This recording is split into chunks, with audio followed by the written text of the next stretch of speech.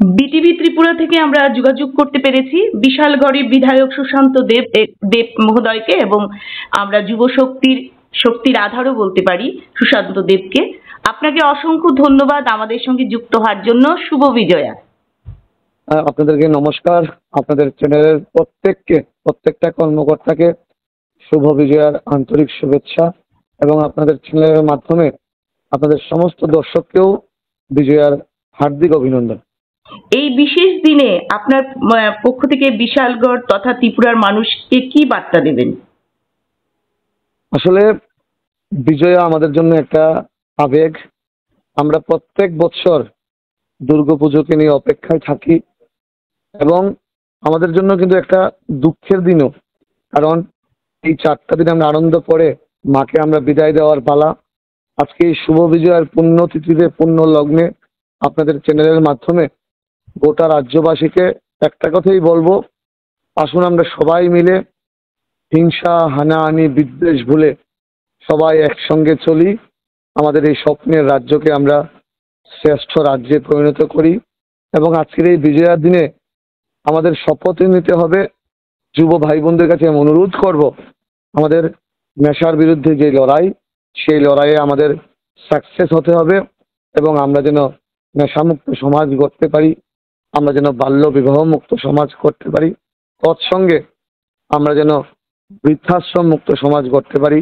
সেই শপথ আজকের দিনে আমাদের প্রত্যেককে নিতে হবে, এবং প্রত্যেক বছর আমরা এই দিনটির অপেক্ষায় থাকি। আমরা সবাই মিলে খুব আনন্দ করি, আমরা উৎসাহে কাটাই, উদ্দীপনায় কাটাই, এবং আমাদের আনন্দ যেন কারোর দুঃখের কারণ না হয়, সেই বিষয়েও আমাদের লক্ষ্য রাখতে হবে। পূজার সময় বিশালগড়ে ভিড় হয়, সড়ক ট্রাফিক নিরাপত্তার জন্য কি কি বিশেষ ব্যবস্থা নেওয়া হয়েছিল বা ঠিকঠাক চলছিল কি সব? আজকের দিন শেষ লগ্নে এই প্রশ্নটা আমরা একবার জানতে চাই, ত্রিপুরাবাসী শুনতে চায়।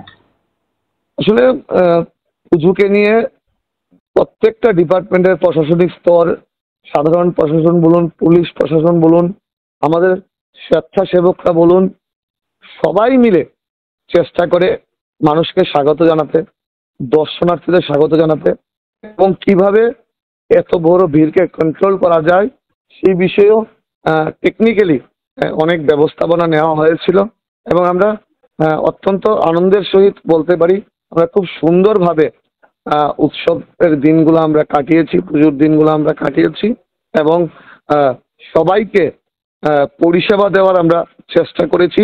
প্রত্যেকটা লেভেলে 100% দিয়ে কাজ হয়েছে। ক্ষুদ্র ব্যবসায়ীরা যেমন মেলা, খাবার দোকান চালান, তাদের জন্য সরকার বা প্রশাসনের পক্ষ থেকে কোনো সহযোগিতা ছিল কি? একদম, আমরা তো আমাদের পৌরসভা থেকে ভেন্ডার জোন করা হয়েছে, এবং প্রত্যেকটা স্ট্রিট ভেন্ডারকে আমরা পৌরসভার থেকে অনেকভাবে সহায়তা করার অনেক দিন ধরেই চেষ্টা চলছে, এবং এই স্ট্রিট ভেন্ডাররা আপনারা জানেন এই পুজোতে ওনারা বস্ত্র সাজিয়ে বসে ওনাদের ব্যবসা অনেক বেশি হয়। আমরা সবাই ওনাদের পাশে থাকার চেষ্টা করেছি, আগামী দিনে ওনাদের পাশে থাকবো। একদম। আমি শেষ পর্যায়ে আরেকটি প্রশ্ন করব, সেটা হলো আপনার শৈশবে দুর্গাপূজা বা এই বিজয়া দশমী আপনি কিভাবে কাটাতেন? আজকে তো আপনি একজন লিডার। এটা অ্যাকচুয়ালি একটা নস্টালজিয়া ফিলিংস। ছোটবেলার দিনগুলো তো আমরা ফেরত পাবো না। ছোটবেলায় ক্যাপ বন্দুক ফোটানো, পাড়ায় সবাই ভাই বন্ধুরা একসঙ্গে পুজোর দিনগুলা খেলাধুলা করে কাটানো, পাড়ার বারোয়ারি পুজোতে সময় দেওয়া, অষ্টমীর মায়ের চরণে পুষ্পাঞ্জলি অর্পণ করে, এটা এখনো আমি কন্টিনিউ করছি। তো এই দিনগুলো আসলে আমরা ফিরে পাবো না। আর সবচেয়ে বেশি যেটা সবচেয়ে ইন্টারেস্টিং, পুজোতে পড়াশোনা করতে হতো না।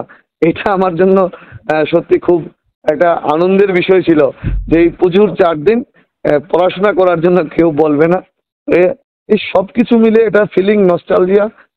এই দিনগুলো আর ফিরে পাওয়া যাবে না।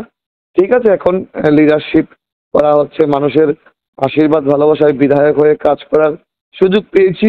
এটাও চেষ্টা করছি নিষ্ঠার সঙ্গে, মানুষের সঙ্গে থেকেই পুজোটা কাটানোর চেষ্টা করি প্রত্যেক বছর, এবারও করেছি।